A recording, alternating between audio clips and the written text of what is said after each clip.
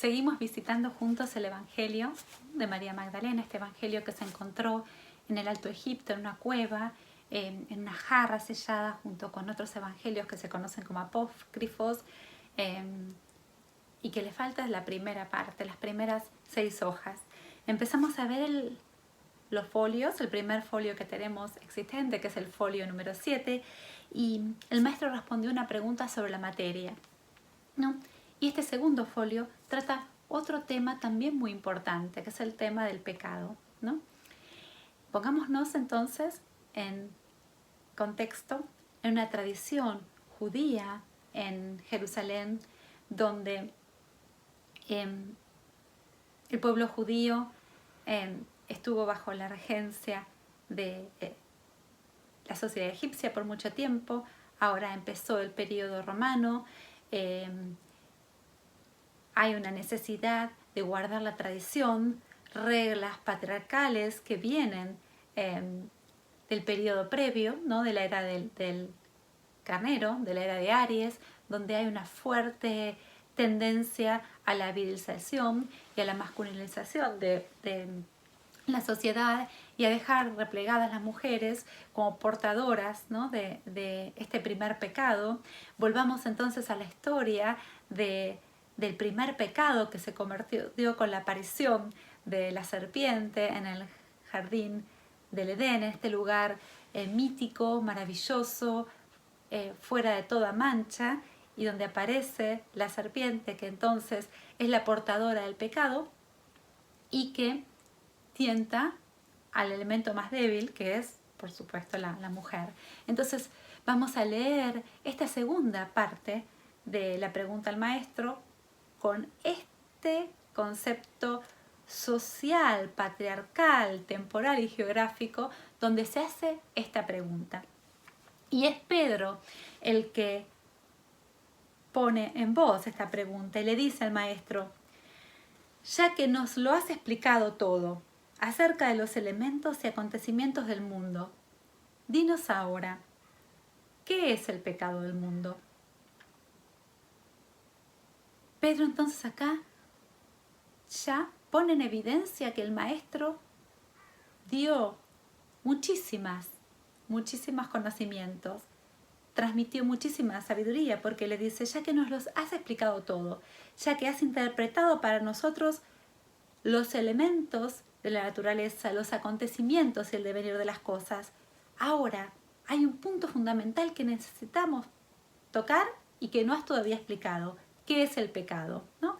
Y este era un punto álgido, porque en la sociedad hebraica el pecado estaba muy presente en la vida cotidiana y se juzgaba y era el mito constructor de prácticamente toda la sociedad del momento. Entonces vemos lo que dice el maestro, que es completamente trastocador. El maestro dijo: no hay pecado. Sois vosotros lo que dais existencia al pecado, cuando actuáis de acuerdo con las costumbres de vuestra naturaleza adúltera. Allí está el pecado. Y esta frase del maestro es completamente destructora de paradigmas. En una sociedad que está basada constitucionalmente en el pecado, el maestro dice: no hay pecado. Entonces volvamos a la palabra etimológica de pecado en esa época y vamos a tomarla desde diferentes puntos, ¿no? Vamos a ver primero desde la contextualidad del latín, ¿no? de la lengua latina que regía en ese momento, como siendo el Imperio Romano el regente de todo el territorio de Medio Oriente. Y en latín la palabra pecado viene de peccatum, que quiere decir transgresión voluntaria y consciente de la ley divina. ¿No? O sea que hay una transgresión que se hace de la ley divina. Entonces acá nos toca preguntarnos cuál es la ley divina. ¿Es la ley de los hombres o es la ley del centro, de la fuente? Y llegamos a la conclusión que la ley divina es la ley que viene de la unidad, ¿no? Del todo. Y la ley divina en sí misma es entonces la unidad de todo lo que existe. Y entonces pecado es ir contra la unidad. Y si recordamos este movimiento inicial del universo, ¿no? Para su expresión, saliendo del centro y proyectándose a la periferia, el pecado podemos interpretarlo ni más ni menos como este movimiento desde el centro hacia la periferia, ¿no? Es el movimiento que el Creador impulsa para la manifestación de todas sus partes y es entonces constitucional, es un elemento básico y constitucional a el descenso, a la expresión desde la unidad a la multiplicidad y es parte del plan divino, ¿no? Es el movimiento del Creador cuando decide expresarse en una multiplicidad de formas, salir de su centro para la autoexperiencia y proyectarse en diferentes niveles de conciencia, en diferentes niveles de existencia, en diferentes dimensiones de expresión, ¿no? Y llega hasta las dimensiones más alejadas, ¿no? Hasta las dimensiones más densas, más físicas, y se encarna como unidad de conciencia en la materia, ¿no? Y este es el movimiento centrífugo, este es el movimiento de la unidad constitucional a la multiplicidad de expresión para experimentarse a sí mismo en una multiplicidad de formas, ¿no? Entonces este primer movimiento, ¿no? Que nosotros desde nuestra constitución humana tomamos al pecado tan visceralmente como algo propio de nuestra existencia humana, esto es un movimiento de la vida misma y de la creación, ¿no? Es un movimiento que sale de la unidad para experimentar la multiplicidad. Vamos a ver qué dicen los griegos, ¿no? Y en lengua griega el pecado se llama hamartia, que es el fallo de la meta, es no dar en el blanco y está relacionado con los arqueros, ¿no? Con el hecho de lanzar un proyectil a un blanco indicado. En hebreo el pecado es yatah. De nuevo, tiene una connotación de errar, de no alcanzar la meta, el camino, el objetivo, dar en el blanco exacto. Y lo mismo, si tomamos ahora la lengua en la que sospechamos que se dieron estas enseñanzas, que es el arameo, pecado quiere decir kata, se llama kata, y de nuevo tiene que ver con no estar fuera de nuestro camino, con errar, con no dar en la meta. Entonces, volvamos de nuevo a las palabras de Jesús. Cuando le preguntan qué es el pecado, lo primero que el maestro dice es: el pecado no existe. En la unidad, el pecado no existe. El pecado es alejarse de la fuente, iniciar un camino que nos aleja del centro. Pero desde la visión en otra dimensión, una perspectiva más elevada, todo es la divinidad. Entonces es imposible esta paradoja de alejarse del centro, porque el centro, a medida que se expande, expande también su campo de proyección. Entonces, no podemos estar jamás más lejos del centro de nosotros mismos si moramos este tiempo y espacio con una actitud consciente. Entonces, el maestro que mira, ¿no? Mira la realidad desde una perspectiva más elevada que sus discípulos, les dice: desde mi perspectiva, el pecado no existe. No podés alejarte de la fuente, aunque la fuente se esté proyectando ella misma.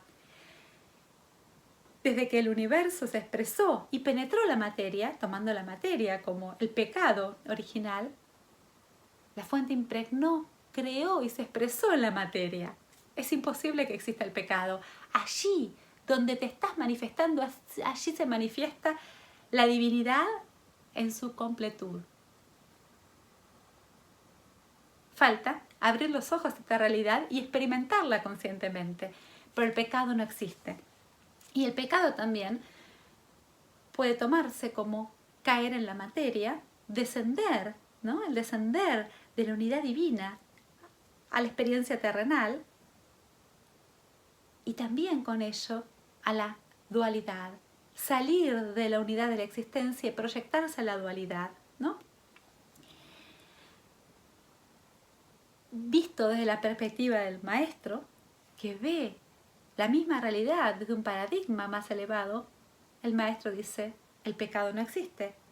Sos vosotros los que le dais existencia al pecado. Sos vosotros los que experimentás la dualidad y no ven la unidad de todo lo que existe. Cuando actuáis de acuerdo a vuestras costumbres de naturaleza adúltera. Y acá yo reemplazaría adúltera por dual. Sois vosotros los que interpretás la realidad según vuestros ojos duales y perdéis de ver la unidad de todo lo que existe, aún inmersos en lo más denso de la realidad material de la tercera dimensión. Entonces, nuestra alma como viajera del tiempo es proyectada a un camino que nos aleja de la fuente como constitución de unidad. Pero la divinidad nos provee nuestro centro con la divina chispa que representa la totalidad de existencia. Se nos llama a alejarnos a la materia, a caer en la dualidad de la forma, a ser unidades de conciencia inmersos en lo más denso de la existencia y a su vez a recordar y abrir los ojos a la unidad de existencia, a percibir, vivir y a ser consciente de la unidad en lo más denso de la existencia material, a abrir los ojos a la realidad de la existencia una a pesar de estar inmersos y estar proyectando nuestras conciencias en lo más alejado de la circunferencia del Creador, que es este mundo de tercera dimensión, esta existencia material. Entonces, esa es la verdadera enseñanza que nos da esta segunda parte del folio número 7, ¿no? Saber que a pesar de que estamos inmensos en la materia, la concepción del pecado es ponernos en un paradigma de dualidad y que nos llama a remontar ese paradigma, a traer el cielo a la tierra, viviendo la unidad de conciencia, mismo en este plano de intensa materialidad. ¿Cómo se hace esto? Esto se hace reconectando con la chispa divina que nos lleva inmediatamente a la fusión con la totalidad. Y esa chispa divina yace entonces en el interior, en la cueva secreta de nosotros mismos. Nos llama este segundo párrafo a volver a la unidad de la ley divina y,